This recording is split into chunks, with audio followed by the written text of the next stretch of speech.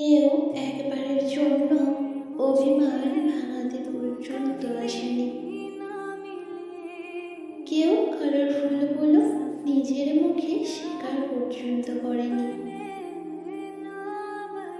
বরং রাগ দেখি অনেক দূরে সরে গেছে।